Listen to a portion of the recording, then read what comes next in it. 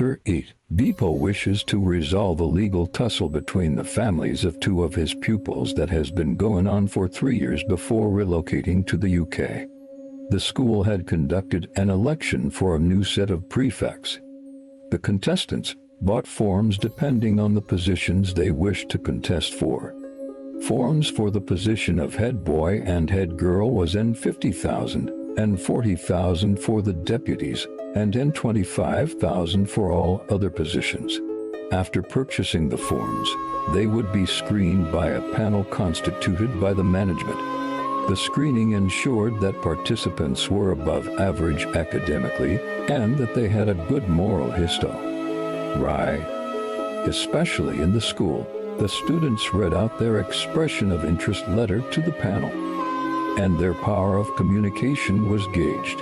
When they scaled through, the successful candidates were revealed to the students so that they could get familiar with them and raise any objections through letters to the panel.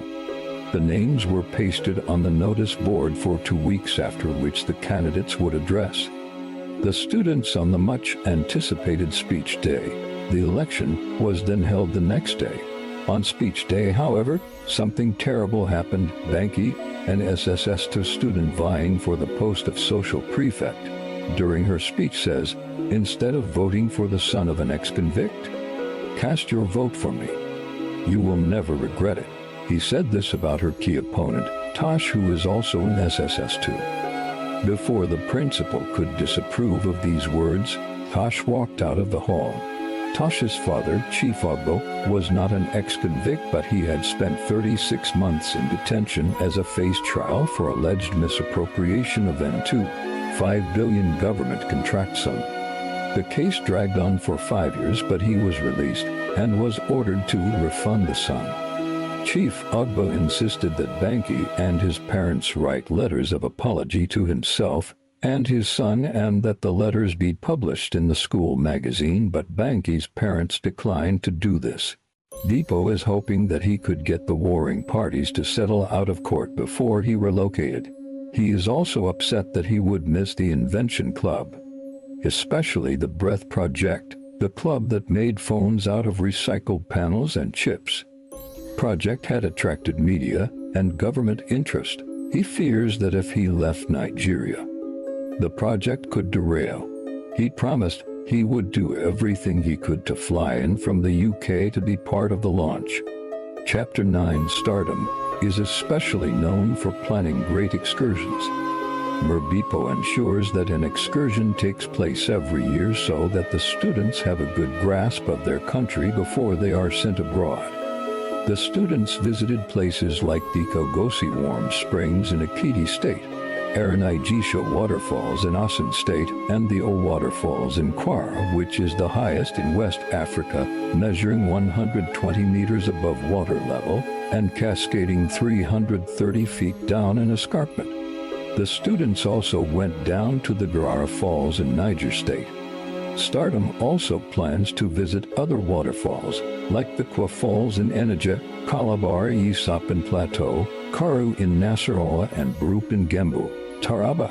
Stardom had also visited the Okari Games Reserve in Bauchi, the National War Museum in Umuahia, Abia, the Hanging Lake in Aduawe, Oyo State, the amazing Kano Palace, and the Uniavife Palace in Ilife. The students have also attended several festivals, including the Calabar Carnival, Asano Sogbo Festival, Arganu Festival in Kebbi, and the Ofala Festival in Onitsha. They also visited several sites in Lagos, such as the National Theatre in Iganmu Surular, the National Museum, the Musin Center, and City Mall, all in Anikan, as well as so many other places. When the students visited areas like Mushin, Ijeganal, and Ijora, they were filled with derision. But Bipo told them, "If you are determined, committed to education, and make the best use of your talent, time will move you from slum to limelight. You will be surprised to learn that many of those you see on Banana Island started off in slums somewhere in the country. Life is about movement. It is ever ready to move upward folks who make the best use of their talents, money, and opportunities." They also visited the Akron of Badagry, who narrated the history of Badagry and slave trade in the region to the students. One of the students asked the Akron if it was true that the name Badagry was derived from Agbadariji. The monarch confirmed this to be true. They visited so many other monuments of the slave trade and missionary activities in Badagry. Merbipo was exceptionally moved by the memory of the ugly experience the slaves went through as he was at the Black Heritage Museum. He especially drew out the irony in the fact that Africans themselves are now voluntarily moving into the workforce of those who seem to be their former masters, all in a bid to Japa. He saw this as a new slip. Mr. Bipo's passport had expired 2 years earlier, and he did not bother to renew it as he had not been too keen on relocating. He was also afraid of going to renew it as he had heard tales of the new rules and hassles that applicants were experiencing. However, when he realizes that he has no other option than to renew it, he is not ready to face the hassles, and so he explores other options. He realizes that he could bribe an immigration officer, but he would require up to $200,000 to $250,000 and could have his passport renewed in less than a month. He could also travel to the immigration service in any neighboring state. He eventually chooses to go to Ibadan. Although the law states that the process could be done online or manually without the use of middlemen, he is told by an agent in Ibadan that this law existed only on paper. At first, Bipo speaks with the agent, Tai, on the phone, where he is told to pay in $1 million for a 10-year renewal, 64 pages instead of the official N700. He sets off on the journey to Ibadan on a Tuesday afternoon so that he would be able to meet up with Tai by 7 o'clock a.m. the next day, as discussed on the phone. The journey to Ibadan is stress-free and takes only 50 minutes, as opposed to the one he had with his students on an excursion about 10 years ago, which took about 2 hours. On the road, he observes a lot of churches and mosques. He finds it ironic that Nigeria has many religionists, but few godly people. Bipo retrains himself, thinking this to be a judgmental thought. He also notices a lot more businesses along the expressway. As the Sienna car he rode on enters Ibadan, he is fascinated by the phenomenal Ibadan landscape.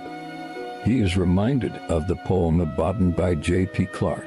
Ibadan, running splash of rust and gold flung and scattered among 7 hills like broken china in the sun. He arrives at the immigration office around 6:40 a.m. the following day. He discovers that Tai is not an immigration personnel but a business center operator working in cahoots with some immigration staff. Tai gives Bipo all the necessary data and sends him off to the official that he works with. The official takes the document in for validation and tells Bipo to return for data capturing in 3 weeks. Bipo is surprised that the exercise was so fast, and the officer tells him that this is why he paid extra. Bipo gives him a N2000 tip. Chapter 11. The school has come to terms with Mr. Bipo's leaving and has prepared a farewell celebration for him. He has to delay his flight plan to be able to attend the farewell. The airline charged him a $100 fine for cancellation, which the school was glad to pay on his behalf. The farewell begins on a Wednesday with a hilarious match between the staff and students. With the help of Mr. I, the games master, the staff win fraudulently with a score of 3-2. On Thursday, a debate is held in his honor. The topic was, the arts have contributed more to the development of the country than the sciences. At the end of the debate, he is enamored by the brilliance and candor of his students, and he remembers the old Yoruba adage which translates as, even if Oniris, the master carver, eventually bows out of the trade, the carvings he had bequeathed to the world will live on. Friday is the grand finale of the send-off. There were a lot of performances, including song presentations, comedic performances where they mimicked the teachers, and a string of dances from the drama club. As the drama club presents a dance about their experience in Badagry, Merbipo becomes emotional as is taken back to the Heritage Slavery Museum. He does not realize when he yells out, "Nu!" The performance stops, and everyone begins to stare at him.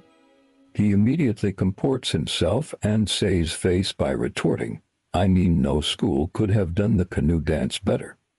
None at all." Opening parenthesis PG.56. The audience applauds. In the end, the MD offers a heartfelt speech narrating how Mr. Bipo, who is now referred to by his full name, Alabi, was hired by her father, who knew he would be a valuable addition to the school. She showers a lot of praise on him and eventually offers him a farewell gift in an envelope. The ND reveals that it contains a check of $10,000, the highest Stardom had ever presented to a disengaging member of staff. Then Merbipo is given the microphone to offer his speech. He does this amidst sobbing, which the audience understood. Chapter 12. Mr. Bipo is set to leave on a flight by 10 p.m. on a Saturday, and boarding rights are set to begin around 5 p.m. He chooses to leave around 3 p.m. As he is about to call an Uber, his landlord, Mr. Ogunwell, and his family come to bid their farewells. The landlord offers to drive him to the airport. Ogunwell offers a brief prayer for the traveler, and then proceeds to drive his Honda Pilot out of the garage. Merbipo packed big bags and a smaller one. His wife had advised him to travel light but not to forget essential items like Iro locust beans and a goosey with ground crayfish and dry snail. He found all of these at the famous Oinbo market. Bipo had sold his car for him $1.5 million to the Stardom School's accountant, and had gifted his electronics to the landlady. As they drive to the Murtala Muhammad Airport, they meet the vice principal, Mrs. Grace Appa, the accountant. Muroyalana and Murando along the road. They had planned to accompany him to the airport. At the airport, the Stardom staff follow him to the check-in point, where they go through the security points and get his bags checked. The staff has to bid farewell as they depart to beat the Lagos traffic. As he settles down waiting for the boarding call, he falls asleep and dreams that he is at the Heritage Museum in Badagry, where he is counting the slaves who are beaten and then forced to enter the ship at the point of no return. He counts the slaves, all 7 million of them, and at the end, a white man tells him to enter the ship. He yells, "Nu!" This is when an airline official gently tapped on his shoulder. It is time for him to get on board the plane. The Monday after Merbipo's departure, the students and the ND feel the impact of his absence.